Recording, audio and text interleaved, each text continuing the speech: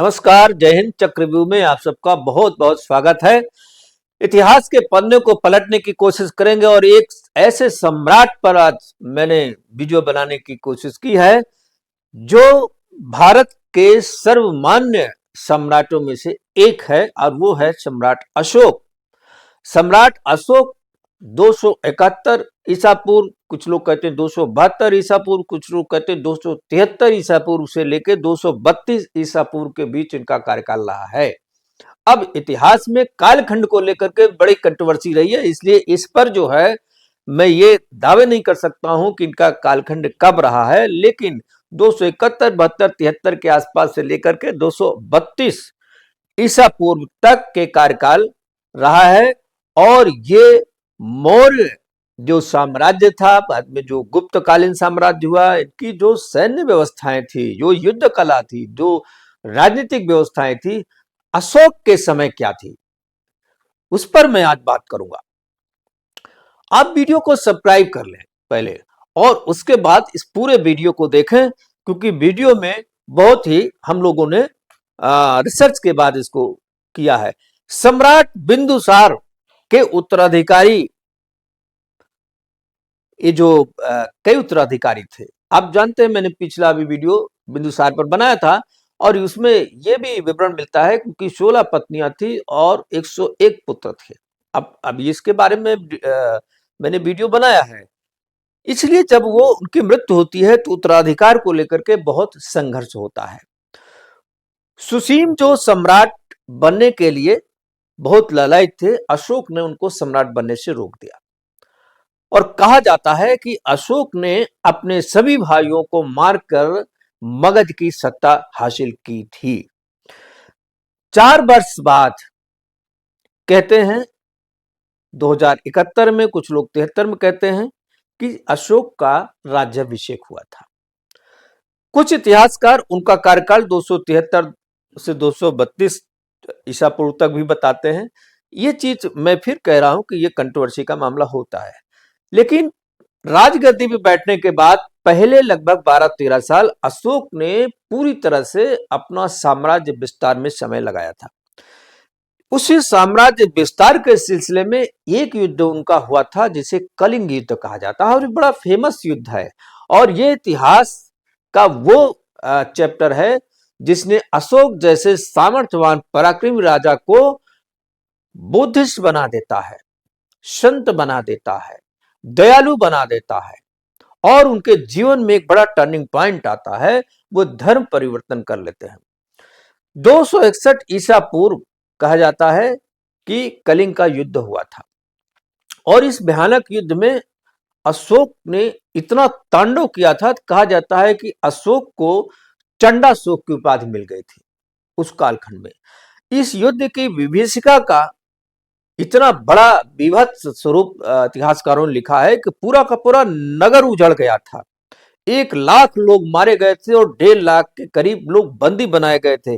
कहा जाता है कि उसमें बच्चे, बूढ़े, महिलाएं, सबका कत्लेआम, बड़ी संख्या में कत्लेआम हुआ था, क्योंकि कलिंग विशेष रूप से किसी राजा का अधीन नहीं था। वहां एक प्रकार की गणतांत्रिक व्यवस्था थी, वहां के लोग ही अपने देश और राजा के प्रति कट मरने को तत्पर रहते थे, इसलिए कलिंग पर कोई हमला नहीं करता था, क्योंकि कलिंग को जीतने का मतलब है लाखों लोगों का संहार करना, और यह काम केवल अशोक ने किया था।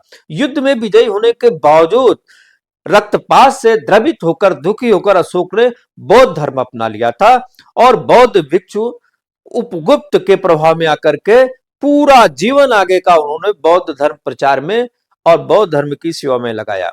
उसने न केवल स्वयं बल्कि उसने अपने पुत्र महेंद्र और पुत्री संघमित्रा को भी बौद्ध धर्म के प्रचार में लगाया।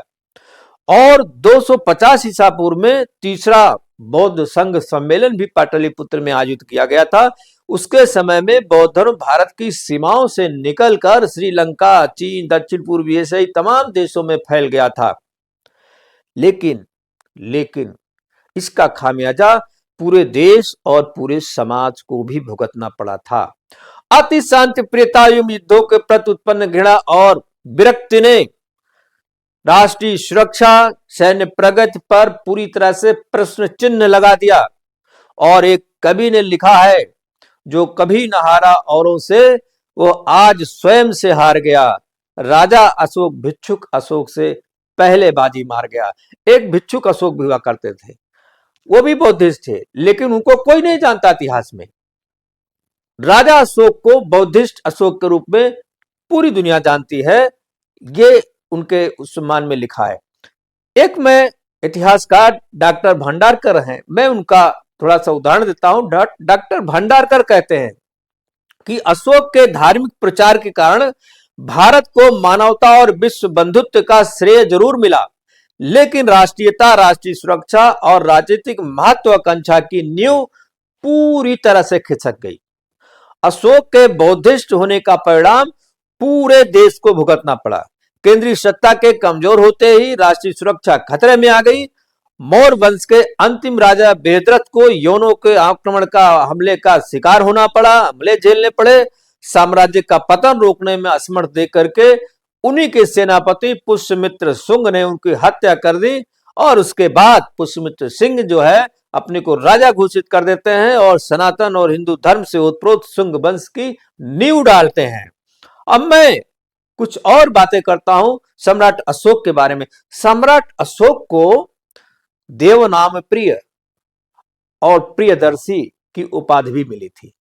कुछ लोग देवनाम प्रिय कहते थे, नहीं, देवता जैसा प्रिय होना, और प्रियदर्शी ये उपाधि मिली थी। अशोक के योगदान के बारे में अगर मैं कहूं तो 84,000 से कहीं ज्यादा स्तूप का निर्माण कराया, स्तंभों का निर्माण कराया, हजारों शिलालेख का निर्माण कराया, धर्मशालाएं बनाई, रोड बनाए, बहुत सारा काम किया था उन्होंने। मौर्य और गुप्त कालीन प्रशासनिक संरचना की बात करें तो मौर्य और गुप्त कालीन प्रशासनिक संरचना में साम्राज्य को 4 प्रांतों में बांट दिया गया था उसमें, जिसका संचालन उसमें राज्यपाल करते थे, राज्यपाल नियुक्त होते थे उसके लिए।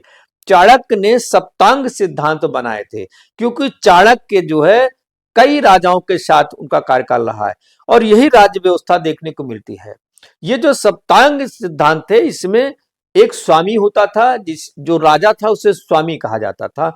एक अमात्य अर्थात मंत्री होता था, जनपद अर्थात प्रजा होती थी, दुर्ग यानी किले होते थे, कोष खजाने होते थे, बल यानी सेनाएं होती थी, मित्र यानी मित्र राजाओं का समूह होता था। यह सब मिला करके राज्य पाठ के संचालन का पूरा सिस्टम डेवलप किया गया था।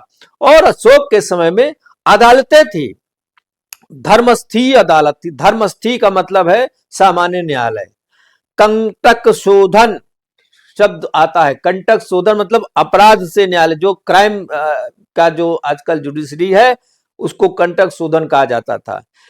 इनके समय में राजुक होते थे, राजुक अधिकारी, जिसे आज की डेट में राजस्व अधिकारी कहा जाता था, जो जमीन और नापने का, सीमांकन वगैरह करने काम करते थे। नहीं, जो राजस्व विभाग देखने वाले लोग थे वो भी होते थे। इनका अर्थ प्रबंधन की बात करें तो लिखा गया है कि 27 अध्यक्ष होते थे अर्थव्यवस्था के संचालन में। मौर्य काल और गुप्त काल में एक बड़ी अर्थव्यवस्था थी, बड़ा समृद्ध इनका जो है वो था साम्राज्य। इनकी मुद्रा में चांदी के पड़ होते थे, चांदी के सिक्के को पड़ कहा जाता था, तांबे के सिक्के को मासक कहा जाता था और सोने के सिक्के को निष्क कहा जाता था। तो ये पड़, मासक, निष्क का जो है उपयोग मौर्य काल और गुप्त काल में दिखाई देता है। इनके व्यापार के कई मार्ग थे। आंतरिक मार्ग इनके तक्षशिला से पाटलिपुत्र तक जाते थे, श्रावस्ती और राजगीर तक जाते थे, क्योंकि पाटलिपुत्र कई राजाओं ने राजगीर को भी राजधानी बनाई थी, तो वहां तक इनके व्यापारिक मार्ग थे। इनके समुद्री व्यापारिक मार्ग थे। पूर्व में जो है तमलुक एक होता था, पश्चिम में भड़ौच और सोपार तक का जो समुद्री मार्ग था, बड़ा साम्राज्य फैला हुआ था। मौर्य और गुप्त कालीन में सैन्य व्यवस्था की बात विशेष रूप से करता हूं आज। अशोक के बाद गुप्तकालीन सैन्य व्यवस्था में कुछ खास विकास नहीं होता है, क्योंकि इस दौरान मगध में ज्यादातर शासक बौद्ध या जैन धर्म के अनुयायी बन गए थे, जो शांति और सहिष्णुता को तवज्जो ज्यादा देते थे। और युद्ध तथा साम्राज्य विस्तार से ये लोग पूरी तरह से दूर हो गए थे। राष्ट्रीयता की जगह क्षेत्रीयता और परस्पर संघर्ष का वातावरण बन गया था। कालांतर में चंद्रगुप्त प्रथम के उत्तराधिकारी जो समुद्रगुप्त थे, चंद्रगुप्त द्वितीय जो विक्रमादित्य के नाम से जाने जाते, ये ऐसे जो राजा थे, स्कंदगुप्त का नाम आता है। इन राजाओं ने साम्राज्य विस्तार किया था और बहुत दूर तक साम्राज्य विस्तार किया था। और इनके समय में जो मिलिट्री स्ट्रेटजी थी, जो वार टैक्टिक्स थी, जो युद्ध कला थी, वो बहुत अच्छा उसमें वो आ गया था।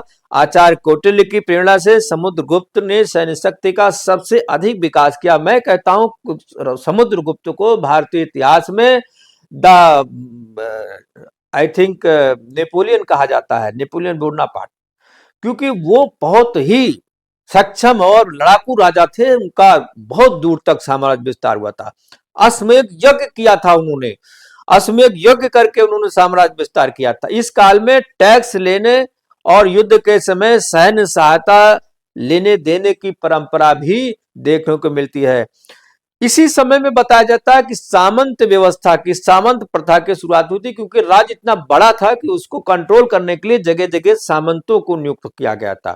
अगर सैन्य संगठन की मैं बात करूं तो पैदल सेना होती थी, रथ सेना होती थी, अश्व सेना होती थी, गजेरे हाथी सेना होती थी, जल सेना, बता ना समुद्र में भी इनका राज्य था। समुद्रगुप्त का साउथ एशियाई देशों में बहुत दूर तक राज्य फैला हुआ था। इनके पास जल सेना भी थी और स्त्री सेना भी थी। महलों की सुरक्षा में राजा रानियों के अंगरक्षक के रूप में प्रशिक्षित ट्रेंड स्त्रियां रखी जाती थी। सैन्य भर्ती का मामला हो, प्रशिक्षण का मामला हो, दुर्ग निर्माण का मामला हो, अस्त्र शस्त्र का मामला हो, युद्ध नीति और युद्ध कला का मामला हो, सैन्य व्यवस्था, ये जितनी भी थी वो कौटिल्य ने जो डिजाइन किया था, बना के दिया था, उसी के अनुसार जो है मौर्य और गुप्त कालीन सैन्य व्यवस्थाएं देखने को मिलती है। इसमें किसी खास बदलाव का कोई विशेष वो नहीं मिलता है। अब मैं आखिरी में बताता हूं मौर्य साम्राज्य का पतन कैसे हुआ। देखिए, अशोक की मृत्यु के बाद साम्राज्य जो है वो दो भागों में बढ़ गया था। एक पश्चिमी साम्राज्य का हिस्सा था जिसे कुणाल कहा जाता था, और पूर्वी जो हिस्सा था जिसे दशरथ कहा जाता था। कुणाल और दशरथ पश्चिमी भाग पर हमले हुए थे, और ये हमले खास तौर से ये यवनों का हमला हुआ था। इन राजाओं की कमजोरी का लाभ उठाकर मगध पर यवनों ने हमला किया था, और पश्चिमी हिस्सा काफी कुछ यवनों का अधिकार में चला गया था। जो बचा खुचा पूर्वी हिस्सा था वही मगध साम्राज्य के अंतर्गत था। लेकिन ये इतने राजा कमजोर होते गए कि राजा बृहद्रथ तो बहुत ज्यादा कमजोर राजा थे। बाद में बताया था कि इन्हीं के सेनापति पुष्यमित्र शुंग ने उनकी हत्या कर दी, और कहा यह भी जाता है कि पुष्यमित्र शुंग ने पूरी तरह से इस वंश को समाप्त कर दिया। और बौद्ध दर्शन के कारण जो राजनीतिक सैनिक रूप से ये साम्राज्य कमजोर हो गया था, और इसे जो हिंदू युद्ध दर्शन है उसको पुनः केंद्रित करने का प्रयास किया था शुंग ने। और शक, यवन, हूण जितने भी हमलावर थे सबसे लड़कर के पुष्यमित्र शुंग ने भारत को सुरक्षित करने का प्रयास किया। और शायद अगर पुष्यमित्र शुंग नहीं आए होते, नहीं उन्होंने अपने राजा को अपदस्थ करके सत्ता हाथ में ली होती, तो मगध साम्राज्य पूरी तरह से धराशायी हो जाता। ऐसा इतिहासकारों ने लिखा है। पुष्यमित्र शुंग पर हम एक अलग से वीडियो बनाएंगे, इस पर विस्तृत चर्चा करेंगे, क्योंकि वो का बड़ा इतिहास कंट्रोवर्सी भी कुछ लोग इतिहासकार बताते हैं। कलिंग युद्ध पर भी एक नया वीडियो हम बना करके अपलोड करेंगे, जिसमें युद्ध में क्या हुआ था, कैसे हुआ था, इसकी चर्चा करूंगा। क्योंकि अशोक का इतिहास निश्चित रूप से अनुकरणीय माना जाता रहा है, और इसलिए इससे संबंधित जो बची हुई चीजें हैं दूसरी वीडियो में इसको कवर करेंगे। आप इसको सब्सक्राइब और शेयर करें। बहुत बहुत धन्यवाद। नमस्कार, जय हिंद।